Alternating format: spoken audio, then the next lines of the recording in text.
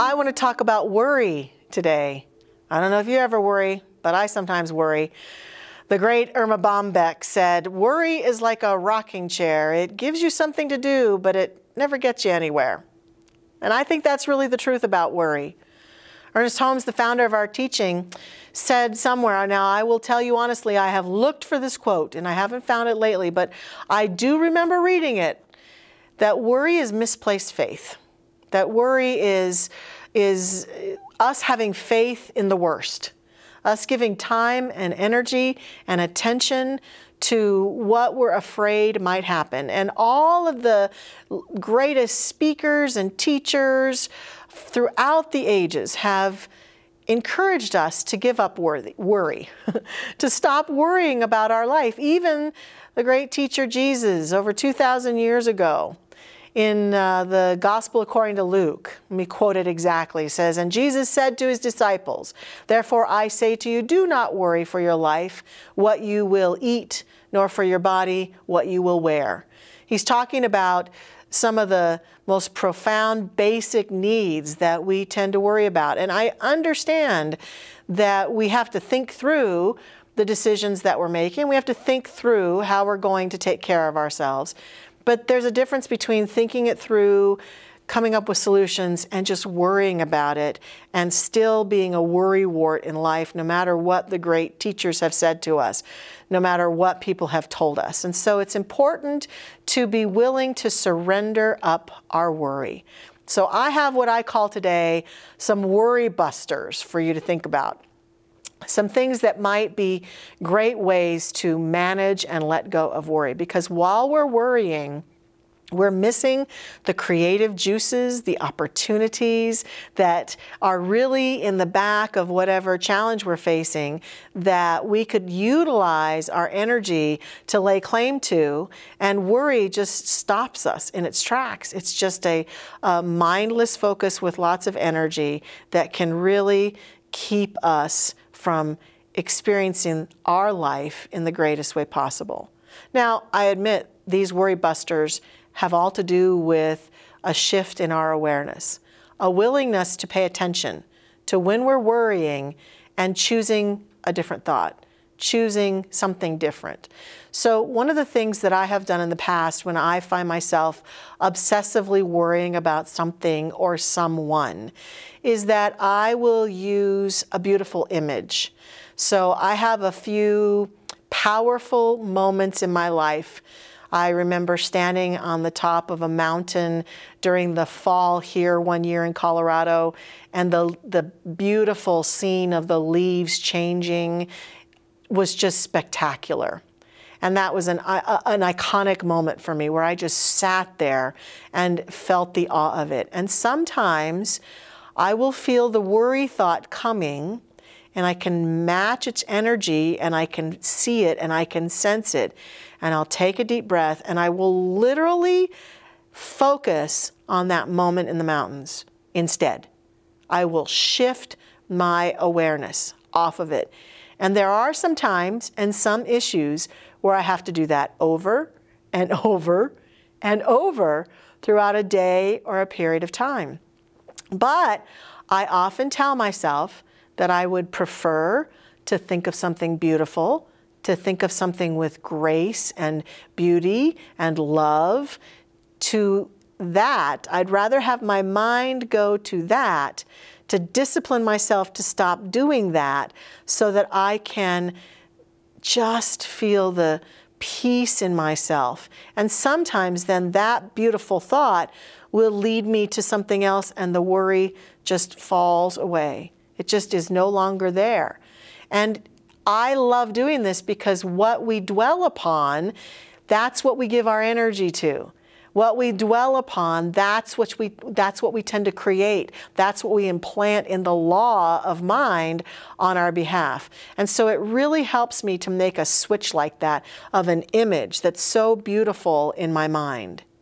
Another thing that I've used that I talk about in the work that I do with people is just a beautiful affirmation. Years ago, I've shared many times a story about living in California and getting caught in earthquakes, and then having fear all the time and worrying obsessively about earthquakes and what was going to happen in this room if I had an earthquake show up, or what's going to happen if I'm driving my car and all of a sudden there's an earthquake. And it wasn't just thinking it through. It was, oh, what if, what if, what if, what if, what if? I was so scared and so worried. And so one of the things that I did was to create an affirmation that really had power for me. And I still use that affirmation to this day. Here it is. I will say to myself, I'm always at the right time and the right place to ensure my total safety. Because I realize I can't control the earthquakes. Don't think I'm powerful enough yet to pray for the earth to stop quaking. But I do know that I can be where I need to be when something is happening and be as safe as possible. That there's a part of me that always can synchronistically be in the right place. So that's where that affirmation came. That's another interruption to the worry thought. It's a beautiful scene, or it is a beautiful thought, an affirmation, life is good, I'm okay, I'm safe right now. That sort of thing can interrupt the process very powerfully and profoundly. And lastly, Dr. Fred Vogt, who was the longtime senior minister here at Mile High Church, used to talk about a technique that I just love, that I've shared before, and I will share today because I think it's a great worry buster. If you have a struggle with worry, get a jar, get some pieces of paper, and every time you start to worry about something or someone, write it down. I'm worried about how I'm going to pay off that student loan. I'm worried about my Aunt Matilda. I'm worried about if I'm going to get the job or not. I'm worried about if I'm going to have enough money at the end of the month. Just write it down and put the worry in the jar. Set an appointment time for yourself, maybe Friday at 3 o'clock. And Friday at 3 o'clock, get your jar out and take your worries out and take a look at them. What's interesting is as I've practiced that, when I start to take the jar out, I'm just like, yeah, I was worried about that 2 days ago. And actually a lot of these things, they've resolved themselves, and I can't worry about it. I just can't seem to get up the worry to worry. And so allow yourself to just play with the opportunity to let this notion go. And lastly, just do something loving for yourself. Worry, it's not a loving act. Worry is not a kind thing.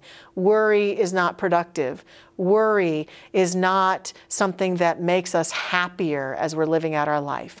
So do something loving for yourself. Take some time out, go take a walk, or take a bath, or do some meditation, or light a candle, or go talk to a friend, or go watch something on TV for just a few minutes that makes you happy. Just do that. I'd like to close with a beautiful poem. One of my favorite poets is Mary Oliver, and she has a poem called I Worried, and here's how it goes. I worried a lot. Will the garden grow? Will the rivers flow in the right direction? Will the earth turn as it was taught? And if not, how shall I correct it? Was I right? Was I wrong? Will I be forgiven? Can I do better? Will I ever be able to sing? Even the sparrows can do it, and I'm, well, hopeless. Is my eyesight fading, or am I just imagining it? Am I going to get rheumatism, lockjaw, dementia? Finally, I saw that worrying had come to nothing, and I gave it up, and I took my old body and went out into the morning and sang. Go out, sing, stop worrying. Thanks for tuning in. Sit here and settle into the knowing that there is one divine presence that is here, there, and everywhere. This divine presence that weaves its hands and its energy through everything that is, having no beginning and having no end. It is constant, omnipresent, and forever. I know this to be the truth, and I know because I am here, this beautiful presence weaves itself in and through me. I am the vessel through which it works. I am the unique expression, that human expression, with all of my gifts and all of my uniqueness, grounded in the divine aspects of love, kindness, support, and respect.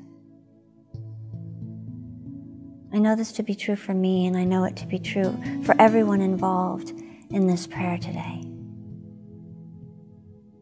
I sit in the realization of knowing that my relationships are supported by the divine. That I am so blessed by each relationship in my life. And I am perfectly capable of turning any challenge into an opportunity to grow and to be supportive to my family, my friends, and all relationships in my life. I walk hand in hand with Spirit, listening with my intuitive being, knowing that my decisions are held and guided by the divine, that Spirit that is with me every single moment, in this present moment, in the past and beyond. All the relationships that I have are cultivated out of love, kindness, and respect. And I have the opportunity in every moment to treat them as an aspect of my life, as an aspect of me, for I am the relationships that I cultivate. I'm so grateful for this truth. I'm so grateful for every relationship in my life, knowing that they are vehicles for me to express and to expand. And for this, I am truly grateful. And in this place of gratitude, I release. I release into that divine pattern that works for the highest and the best, that works out of a place of non-judgment. And I know that these words are being worked upon for the highest manifestation of my good. And in this knowing, I release. I release and I let go. I release and I let go on the wings of dragonflies, knowing that these words are carried and heard and expressed. I let go, I say, so mote it be, and so it is.